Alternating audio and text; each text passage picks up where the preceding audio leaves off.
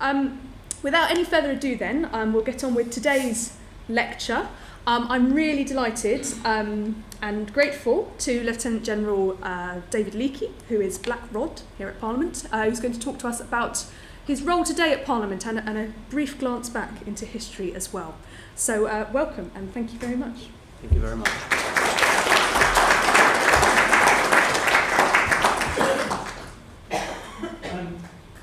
I've come dressed in the uniform of Black Rod. This is the dress-down uniform, in fact. There are frilly cuffs and a frilly jabot for the high days and holidays when knocking on doors takes place. And for many of you, I dare say that you will... sorry, I'll speak into the microphone and you might be able to hear. For many of you, I guess you associate Black Rod with knocking on the door of the House of Commons, particularly at the state opening of Parliament. I want you to know that this knocking of the door, of course I do it, and this is the instrument with which it is done. This is the Black Rod, but it is a nano part of the job.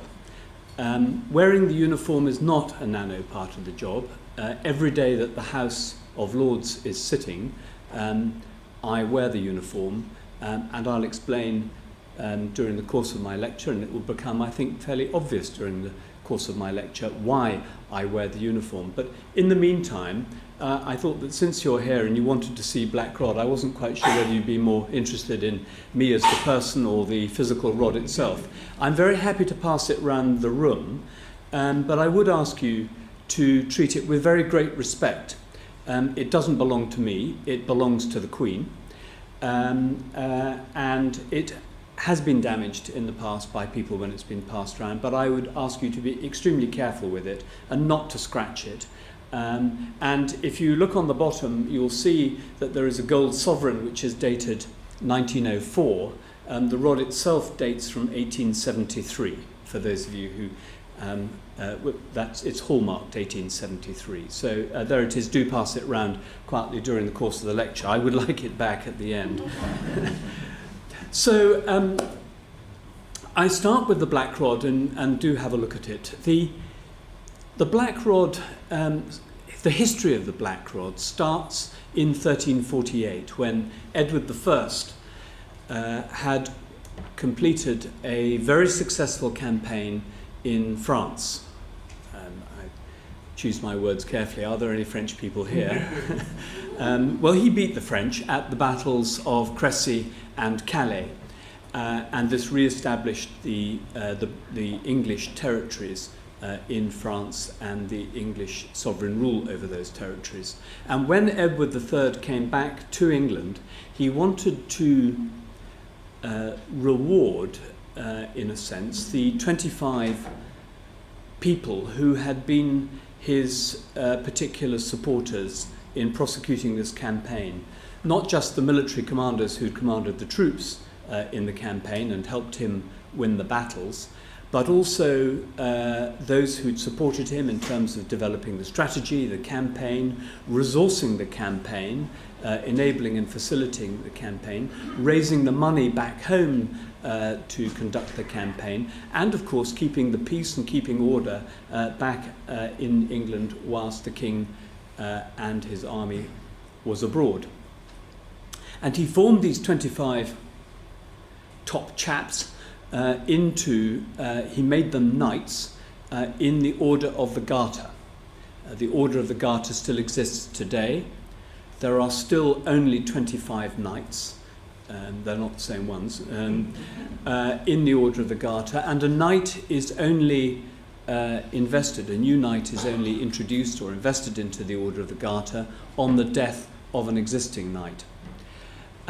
And these 25 knights who Edward III appointed used to meet together with the sovereign in a castle or a palace, very often Windsor Castle, and even today, and I'm going to jump from 1348 and the 16th century to today's role to establish these linkages and that historical linkage, the historical legacy which exists and is very closely related and explains to a certain extent the current role of Black Rod. But the Order of the Garter still meets with the sovereign, actually generally only once a year, usually the second or third Monday in June. Going back to 1348, what Edward III did with these 25 knights was he'd have them in and he would have meetings with them, consultations, discussions. They were in a way his advisory council, I could say.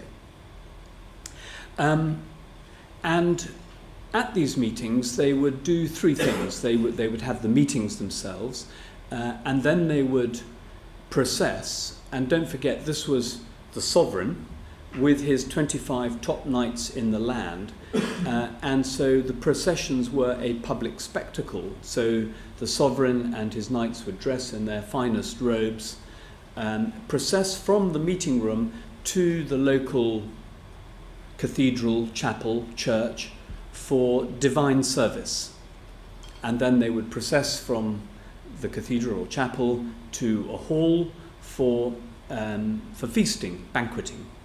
And these meetings would go for a day or maybe several days. Today, in this era, the Queen still summons the Knights of the Garter on the second or third Monday of June, and she has them to an extremely good lunch, brackets I attended, in Windsor Castle.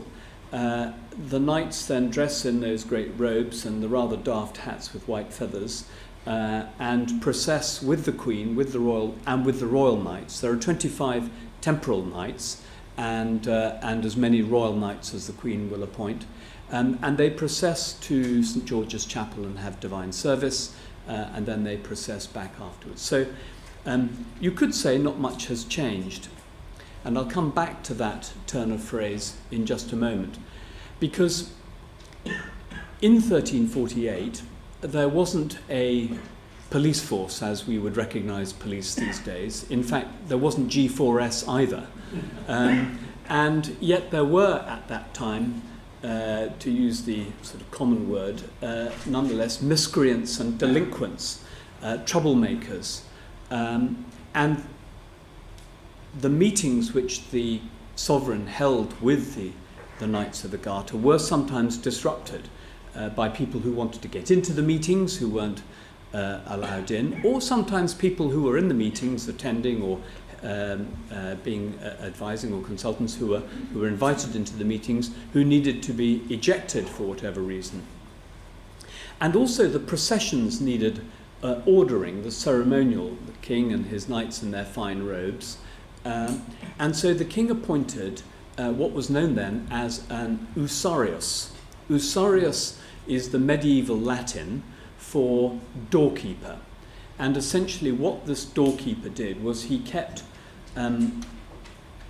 was responsible for access and order and discipline. Now, usarius, the modern derivation of that word, is usher. And this usher, because he was dealing with the 25 senior knights of the land, needed to be someone who was respected by those knights. And so he had to be a gentleman. And so he was known, and is known today, as the gentleman usher. But in order that both the knights and the members of the public recognised him as having authority, the king gave the gentleman usher the black rod, which is being passed round. Not this one, as I say, this one only dates from 1873. It was a tradition of black rods that when they left their post, they generally took their rod with them. But that stopped in 1873. You can see we've here in Parliament been suffering under austerity measures for a long time.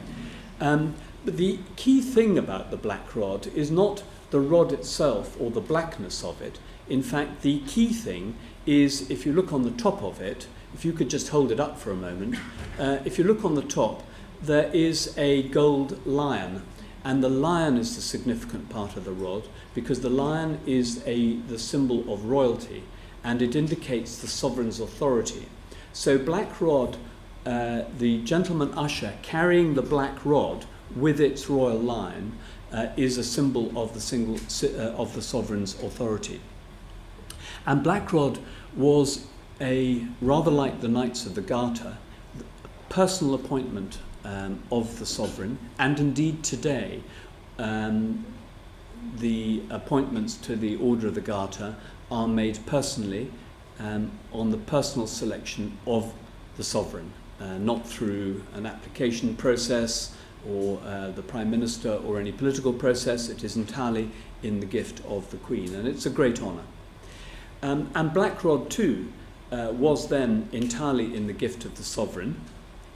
I might say that today Black Rod is appointed by the sovereign, though not necessarily selected by the sovereign. But in those days, the Black Rod was selected by the sovereign because he operated amongst the Knights of the Garter, and he had the authority of the king, and he had the ear of the king. And as well as keeping order to stop members of the public getting into the meetings and ejecting miscreants and delinquents out of the meetings, Black Rod also had the role of telling the sovereign when there were knights who themselves were disruptive or disloyal, and could recommend to the king the degrading or the demoting out of the order of the knights. And the king, of course, was extremely grateful for Black Rod keeping this sort of control and order amongst the knights in the Order of the Garter. And of course, Garter had an interest in it as well, because in degrading or demoting a knight out of the order, Black Rod received a fee.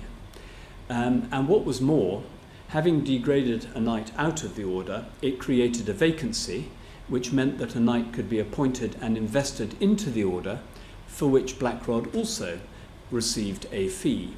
And in the 16th century, that fee was in the order of, I think it was 5 guineas.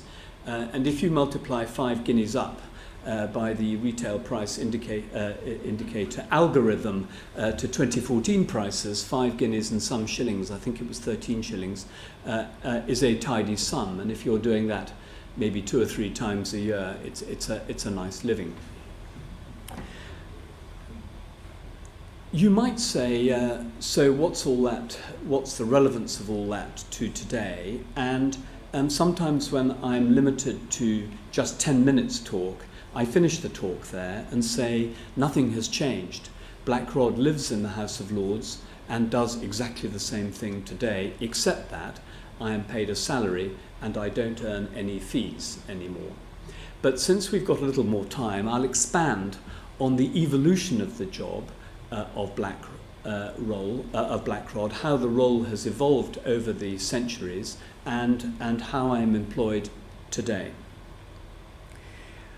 In the 16th century, in fact, in the I can never remember whether it was in the 1520s or 30s, I think it might have been 1532, Henry VIII moved out of the Palace of Westminster, which was the London home of the King of England. He moved out for 2 reasons. The principal reason was that a part of the Palace of Westminster, in fact, the royal apartments, burnt one of the many fires in the Palace of Westminster, and made his royal apartments uninhabitable, or uncomfortable at least. The second reason he moved out was that the Palace of Whitehall was nearing completion, and this was, in its day, it too burnt down, by the way, but in its day, in the 1530s, was the biggest and most splendid palace in the whole of Europe, and the king couldn't wait to move out and into that palace. And when he moved out into the Palace of Whitehall, he left behind Black Rod to look after the Palace of Westminster, which housed his Parliament. And Black Rod has remained in the Palace of Westminster ever since. And his role in the palace has expanded and contracted depending on a number of factors. I always try and remember these because I never try and speak from notes, as the 3 C's. One of the C's, I suppose, is competence. Occasionally the Black Rod has been incompetent, and sometimes absent too.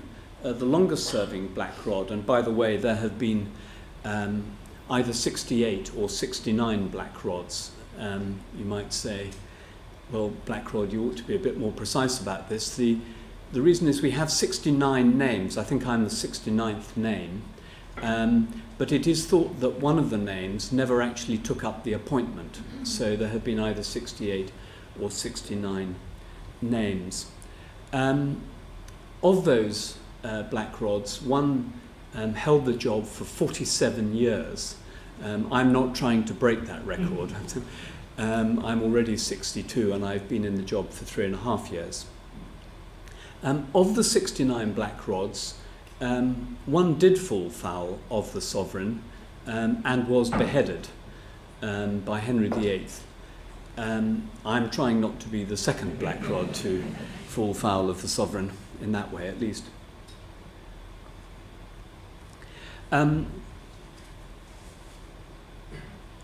One of the reasons why the role of black rod has contracted and expanded was not only because of perhaps their competence or capability, but also because of absences. And the black rod that held the job for 47 years was in fact a naval officer, and he rose through the ranks of the Navy whilst he held the appointment as black rod from, I think he took the job as maybe even a commander or a captain, but ended up as an admiral. And he, during his tenure of black rod, went away and commanded ships of the Navy on campaigns on the other side of the globe. So he was very often an absentee black rod. And there have been others who have shared what are now mostly the roles of black rod. One was the Sergeant at Arms, and there has at times been a Sergeant at Arms in the House of Lords, as well as the Sergeant at Arms in the House of Commons, with mirrored roles, if I can put it that way. And also there has been the Lord Great Chamberlain. Now, the Lord Great Chamberlain is one of the great officers of state. It's a hereditary appointment.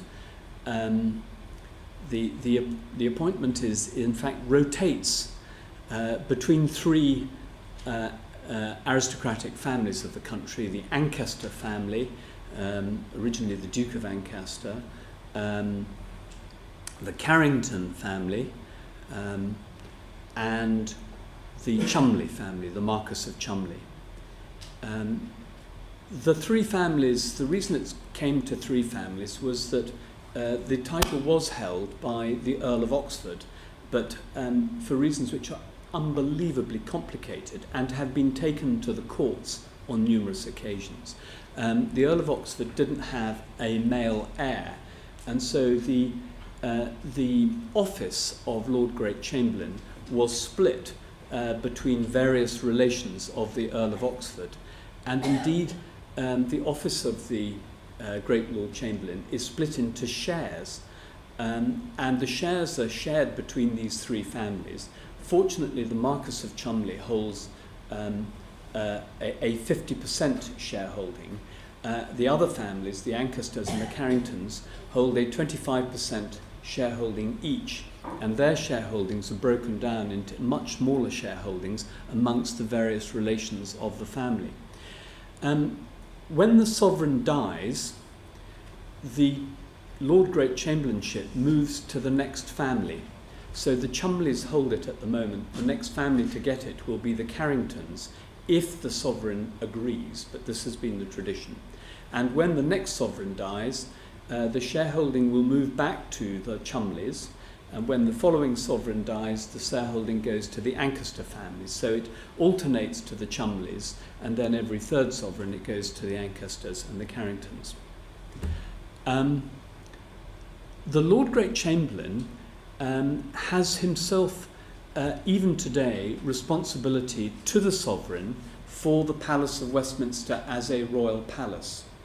And this tradition started a very long time ago, and almost the competition between the Lord Great Chamberlain and Black Rod for who is controlling and organising the Palace of Westminster has sometimes been in competition and tension and friction, and sometimes it's been by process of sort of Darwinian exclusion, one might say, by competence or absence.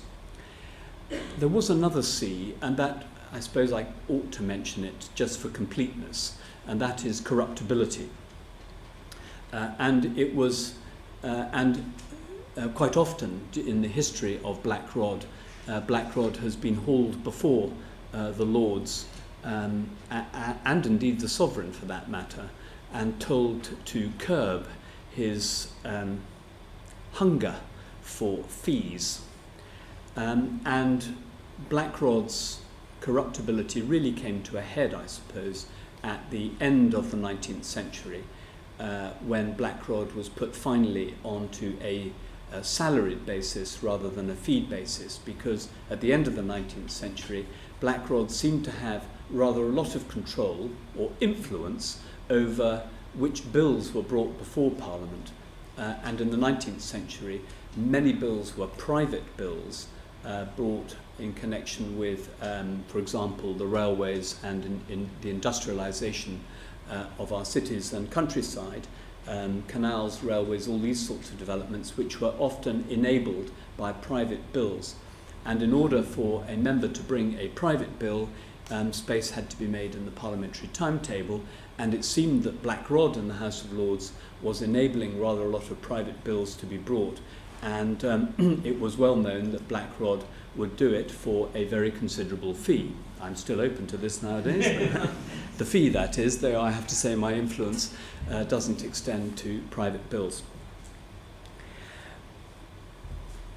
So the role of Black Rod has, as I've said, expanded and contracted, but nonetheless it revolved round those elements that I mentioned right at the very beginning at 1348, the access, order, discipline, the administration, the ceremonial, the events that went on in the Palace of Westminster, including the fabric of the buildings.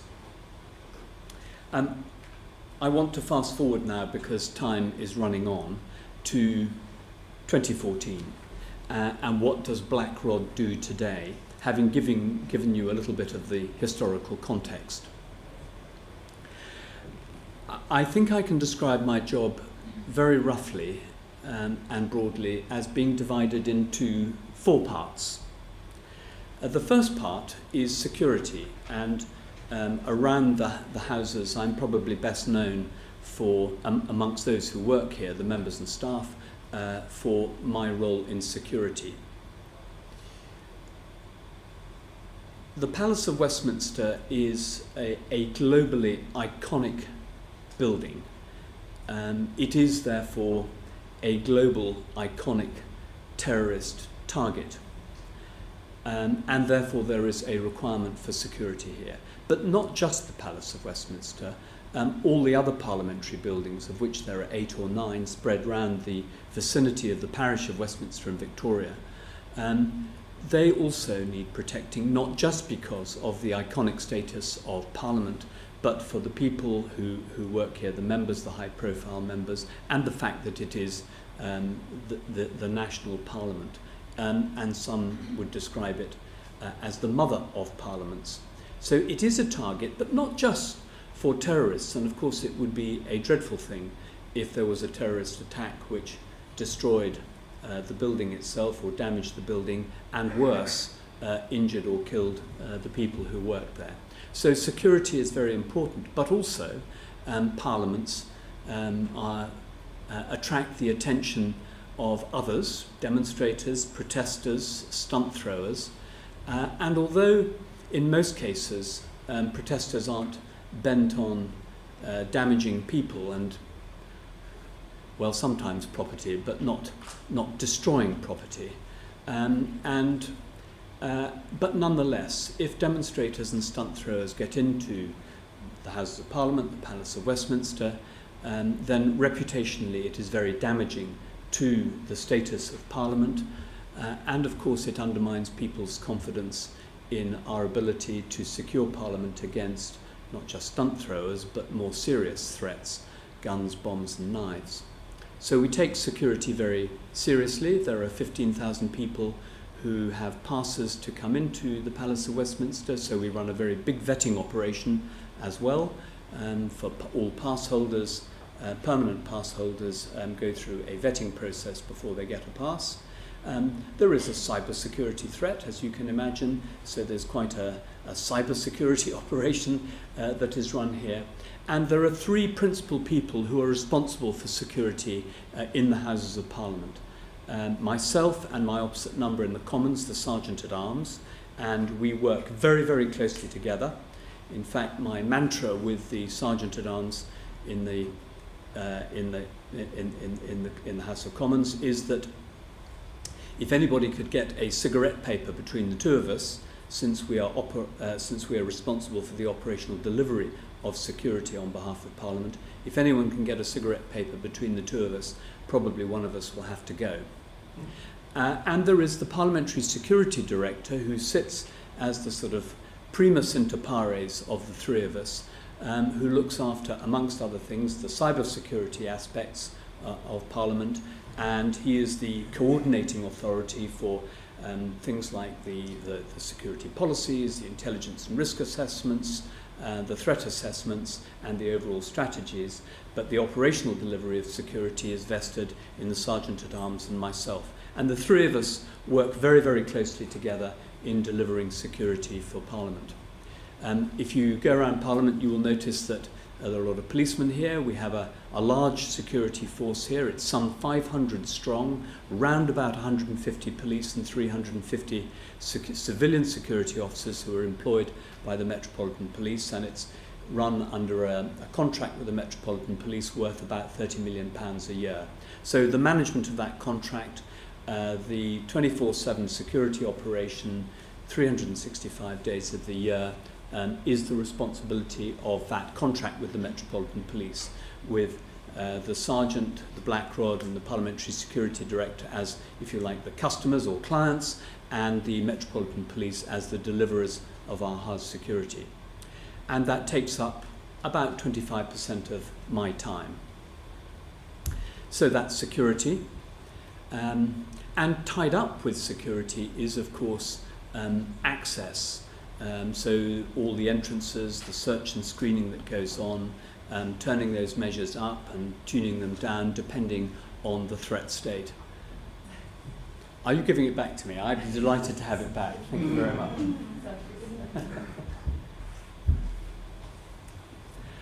So that's security. Now, the next part of my job I'm not going to say too much about because it's quite a sensitive area. But it is business resilience, business continuity, incident management, emergency response, and disaster recovery. So just a small portfolio of subjects for which I am responsible, not just for the House of Lords, but for both houses. I chair the Business Resilience Group, which controls all those aspects I've just discussed. So whenever there is an incident here, and it doesn't have to be a security incident, it could be a major facilities failure, a flood or a fire, and we have an incident management framework that comes together, that is on call, with duty silvers and duty golds and duty bronzes, people who come on call. We have a control room, or in fact we have a variety of control rooms around the palace, because if part of the palace is on fire or flooded, then we need our incident management in another part of the palace. So we have an incident management framework which comes together and can deal with a whole spectrum of not just the incident, of course, but the consequence management of an incident. So if there's a fire or flood at the weekend, how do we then clear that up during the weekend or in a recess, and then how do we re-establish the palace for business as usual when the house and the members return, houses and the members return on the Monday. And that's the normal sort of thing you would discuss. And the same with emergency response and disaster recovery. We have a lot of plans, for example, the artwork salvage plan and the historic furniture and fittings salvage plans. So those form a whole framework of the normal sorts of things that you will find in any library, university, bank, government department, in order to keep business continuity and business resilience alive.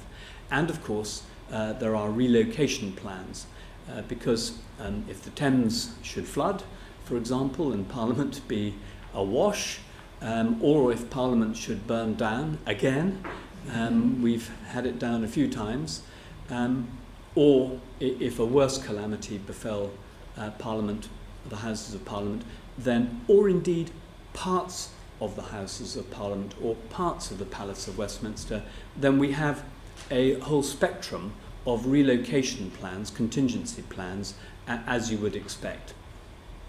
Those contingency plans, of course, go out of date the whole time.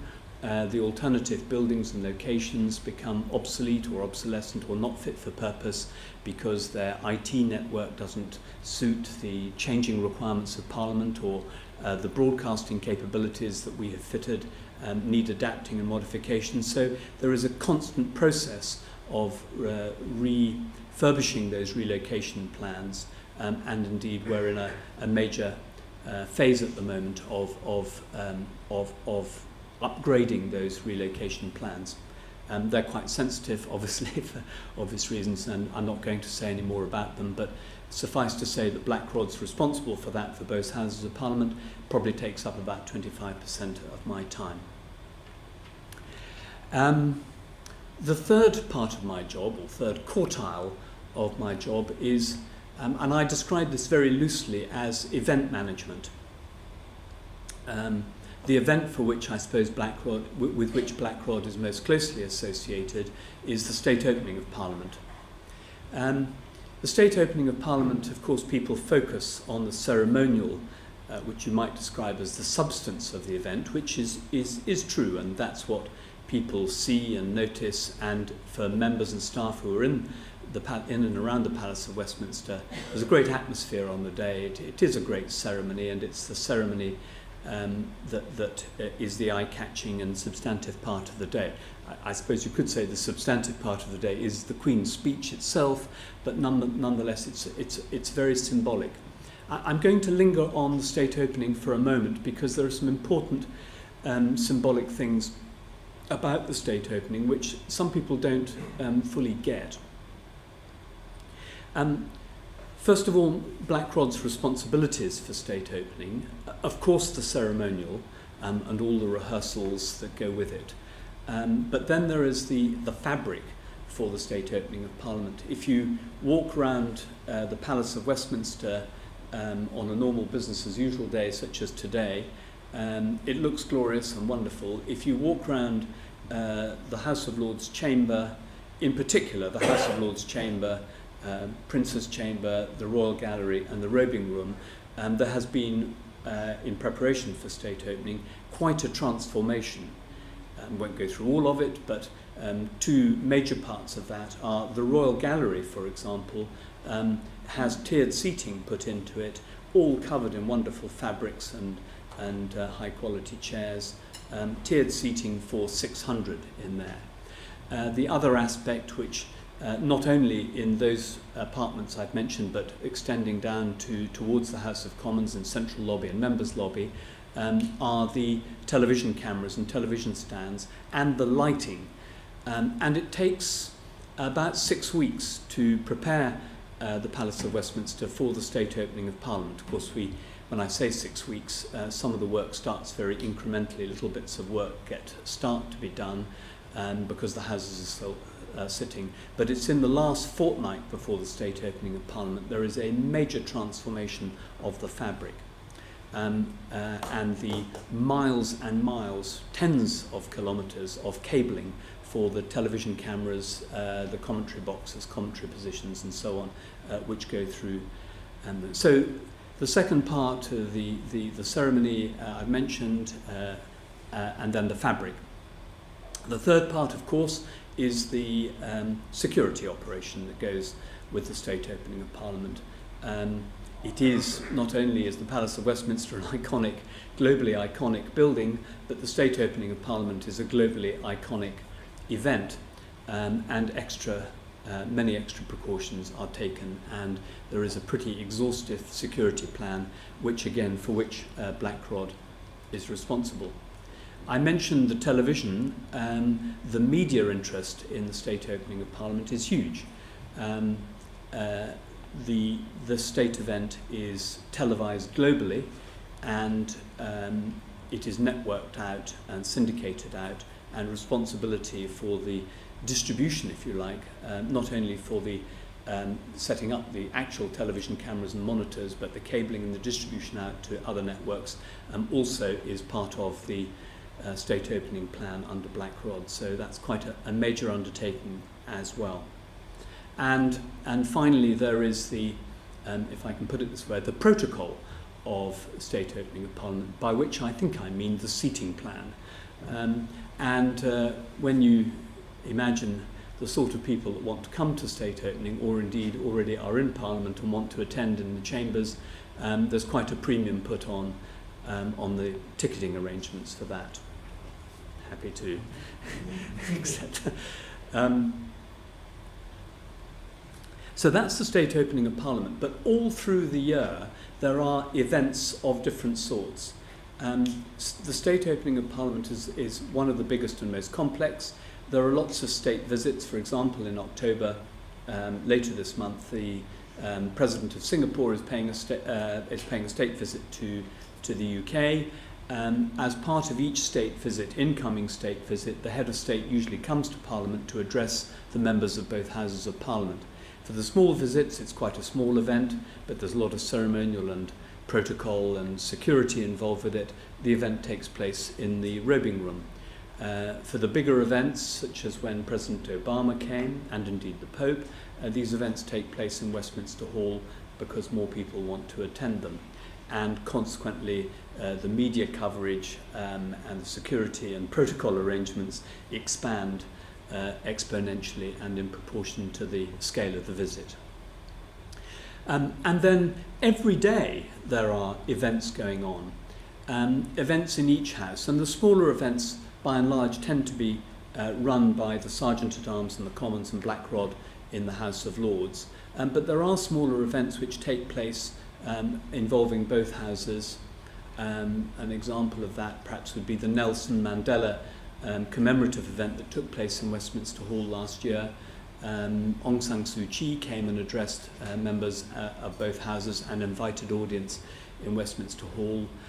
So there are other events, and all of these things require all those elements that I mentioned before, which have to be drawn together and coordinated. So those are the three, what I might describe as substantive business parts of my role. And you might be asking, what size of staff do I have to manage all of that? It's a huge staff. It's myself and my deputy, the yeoman usher, and then the three ladies who sit in my outer office. That's it. We run it on that. And when there are major events that take place, then we matrix manage the rest of the staff in the Houses of Parliament. So, for example, in preparation for major events or visits, the Parliamentary Estates Department, their project managers and the craft team all work to a plan under Black Rod, and so we matrix manage. The Sergeant-at-Arms team in the House of Commons supports Black Rod, and I often have to draft in teams even of the clerks who come and help, particularly with some of the complex diplomatic and protocol issues which are all part of these plans. So we expand and contract the staff according to the scale and nature of the event. I've only mentioned three parts of my job if you've been looking at the structure of my talk, and the fourth part of my job doesn't really have a title, but in a way I go back to 1348, to when Edward III appointed his first Black Rod to do those things which I described, to keep order amongst the knights. And to a certain extent, in some respects, that's what Black Rod does in the House of Lords. I'm not responsible. I mean, nobody has tasked me to be responsible for the discipline of the peers. In fact, I am not responsible for the discipline of the peers. I do not make the rules up in the House of Lords either.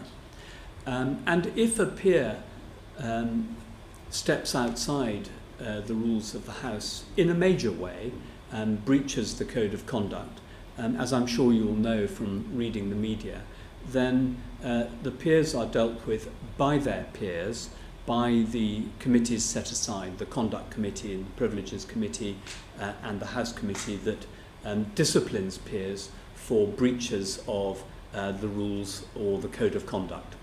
So that's how the peers are disciplined.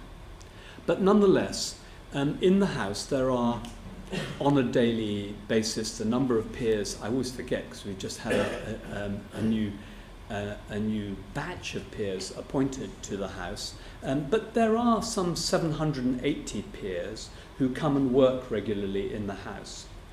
And on a daily basis, the attendance is round about 500 peers. And if you look at the votes, the average vote when the House divides is around the 400 to 500 mark, depending on the seriousness, contentiousness of the bill in question. And on the big bills, the contentious bills, the votes will attract more than 600 members. And for those of you who know the physical premises of the House of Lords, it's quite a small place. And if you can imagine 400 or 500 people working there in that small space every day, it's a bit like, I'm always worried about these analogies and quotations, but it's a bit like 600 schoolboys and girls coming into a small school. And take, for example, the cloakroom. For those of you who've been through the Peers' entrance, the Peers' cloakroom is, as a number of peers have commented me, rather like a school cloakroom. It's just rows of pegs where the peers come in and hang their hat and coat and take their outdoor shoes off and put their elegant indoor shoes. And you can imagine 500 peers coming through that cloakroom every day. It's quite small, the entrance is quite small, and they want to bring their guests in through the peers' entrance because it's a fast-track entrance. It's a privilege for peers' guests to use that entrance, and peers, as a consequence, have set their own rules and say, listen, a peer may only bring a maximum of 6 personal guests through the peers' entrance. If he has more than that, he or she has more than that, then they go through Cromwell Green or Blackrod's garden entrance. And do you know, it's a funny thing, but just occasionally the peers seem to forget that rule. And so you'd say, well, what does that matter if a peer brings in 8 or 9? Well, it probably doesn't matter if it's 8 or 9, but if it's 15 or 20 or 30, and then of course it clogs up peers' entrance, and instead of becoming a slick private place, privileged place where the peers can get in quickly themselves and bring in their personal guests quickly, it becomes rather like, the Heathrow airport queue trying to get through security. And the peers get pretty irritated about it when another peer or other peers bring in more than the 6. I mean, this is just to give you an example, but there are lots of other examples of minor conventions and rules which the House themselves, the members themselves have made, and they look to Blackrod to sort of remind the peers. I put it no more strongly than that. Except that I discovered, when I hadn't been in the job very long, that the peers come to me occasionally and say, listen, Blackrod, could you have a word with Baroness so-and-so or Lord so-and-so? Me and some of my colleagues are pretty irritated that he or she consistently brings through 13 people through peers' entrance, and it was a real nuisance. I got some very important guests. I got the president of so-and-so or ambassador so-and-so or the chief executive so coming to an important meeting over lunch, and they got held up by this great group of goodness knows who they were, probably undergraduates from so will you, I say to the peers, well, why don't you have a word with the Baroness or the peer themselves? And they say, and I suppose I understand this, no, I'd rather not do that because it might be perceived that I'm perhaps politically motivated for having a complaint against them, or I'm sitting in the same committee with them and we're working through a bill and collaboratively, and I don't want to fall out over a matter like that. So please, can you deal with it? And then I said, well, why don't you go to the whips about it and get the whips to sort it out? And of course, there's always a they come back with, no, we don't want to elevate this to the whips, because again it might be seen as a bit of political point scoring, or we need to keep this. The whips have got other important things to do, and Blackrod, get on and fix it. That's what you're here for. Isn't that what Edward III appointed you to do? And so I usually try and find a peer or leave a note for him or her, and the peers are, I must say, extremely biddable, and they are, and they usually turn up in my office within a day or so of getting a note or a message, and normally they come into the office very humorously, normally with their hands already up, saying, look, Blackrod, I know, I promise I'll never do it again. And the matter is dealt with very privately between the two of us. I told the peer concerned that it's been dealt with, and so on, and that's so. I describe my role as Blackrod, and it's not just uniquely me, of course. There are others doing the same thing around the House, the Clerk of the Parliaments, the Yeoman Usher, other members of the staff. Our job in the House is to squirt oil into the machinery to make the House a convivial, slick place where the members can go about their parliamentary business. And our job is to pick out of the machinery any grit that might get into the machinery of the House. And so I would describe that as very much part of not just my role as Blackrod, but all of the administration in the House of Lords, and the same in the House of Commons too, for that matter, as part of the enablers to enable members to go about their business, and to go about their business in an ordered, convivial and convenient way.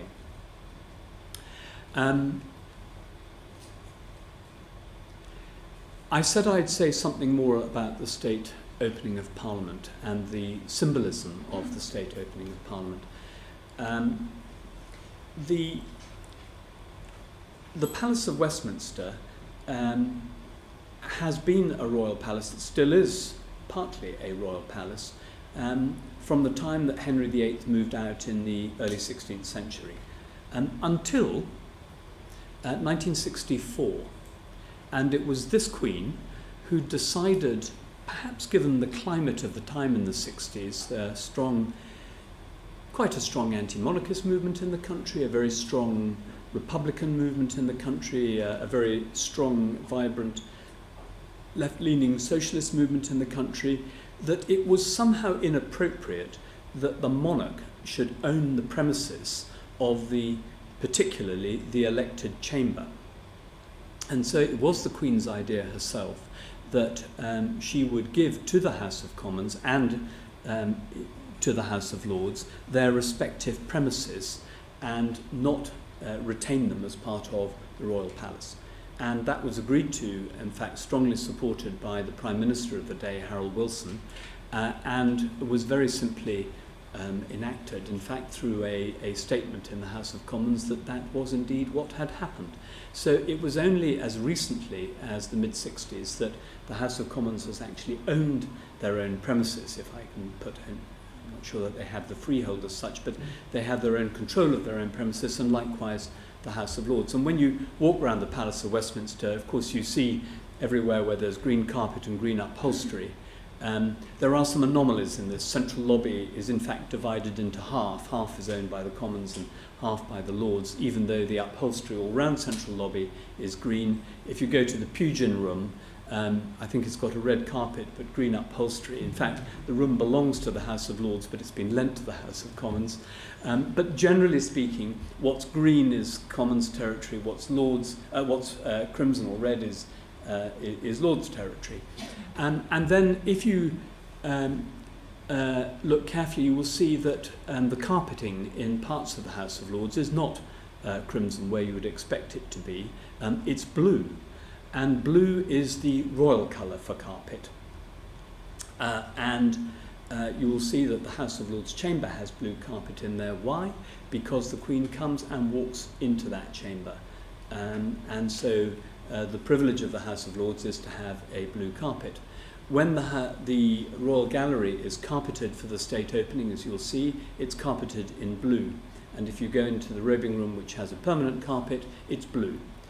And when the Queen gifted to the House of Lords and the House of Commons their respective premises, she retained some royal apartments in the palace. She retained the sovereign's entrance and the Norman porch staircase, the robing room and the royal gallery. The robing room is very special to the Queen because it is where she robes at the state opening of Parliament. It's where she comes and puts on the state vestments in the train. It's where she puts on the crown. And indeed, for the state opening of Parliament, the robing room is set up as a robing room, as a dressing room for the Queen, with mirrors and all sorts of things. The Queen also retained, as well as the Royal Gallery and the robing room and Norman porch, she also retained Westminster Hall and the chapel of St Mary Undercroft. So there is still quite a lot of royal palace in the Palace of Westminster. And looking after the royal apartments in the Palace of Westminster, that responsibility has remained with the Lord Great Chamberlain, who I mentioned earlier. And so those are administered and managed and controlled by the Lord Great Chamberlain. The Lord Great Chamberlain is the Marquess of Cholmondeley, who I mentioned earlier, who is has considerable business interests and estates, is a very busy man, in fact, to the extent that he doesn't sit in the House. He's taken leave of absence because of his other commercial and other interests and occupations in his businesses. In fact, he only comes to the House really when he has to attend the Queen at ceremonial and state occasions. And so the Lord Great Chamberlain has a secretary in the House of Lords who is responsible and looks after, on his behalf, the royal apartments, Westminster Hall and the chapel. And the secretary of the Lord Great Chamberlain is Blackrod. So the two roles have sort of come together. And that historical tension and friction and evolution of the two roles of Lord Great Chamberlain and Blackrod, in a way, have been neatly reconciled in the last, in fact, since 1971, when Blackrod not only became the secretary to the Lord Great Chamberlain. He took that role to relieve the Lord Great Chamberlain of the day-to-day management of the royal apartments, but the Blackrod of the day also was given the role of Sergeant-at-Arms. There had been previously a Sergeant-at-Arms as well in the House of Lords, so all those three roles rolled into one. The symbolism of the state opening of Parliament and the ownership of the Palace of Westminster in three parts, by the Commons, by the Lords and by the Crown, all comes together at state opening. There are three elements to the constitutional legislature, and that is the Commons, the Lords and the Crown. Each of those three elements owns part of the Palace of Westminster. And at the state opening of Parliament, all three of those elements are present in the Palace of Westminster. They start in their own premises, the Queen in the robing room, the Commons in the Commons, and the Lords in their chamber. And when the Queen has come to the chamber of the House of Lords and sits on the throne in the House of Lords with the royal blue carpet there, she then sends Blackrod off down to the House of Commons to summon the Commons to hear the Queen's speech, which is the outline of the government's legislative programme for the next session of Parliament. I've expired my time for speaking. I think we have another 30 minutes, is it? 30 minutes for questions. I have left a huge amount unsaid because in an hour it's hard to cover everything. Some of the subjects which you might want to tax me on, I know there's a question coming, is how Blackrod is appointed nowadays, what is the nature of the contract, another is what is the relationship with the Queen between Blackrod now and the Sovereign. What is this tradition of knocking on the door? How did that happen? What's behind all that? There's a little bit more to that story. And I'm very happy to take in questions something which is a topical thing, which as a taxpayer and a servant of the House of Lords, I'm happy to say something about the work of the Lords as I perceive it, having been, and I still consider myself, a relative new boy into the job, having done it for only 3.5 years. But I'm all yours.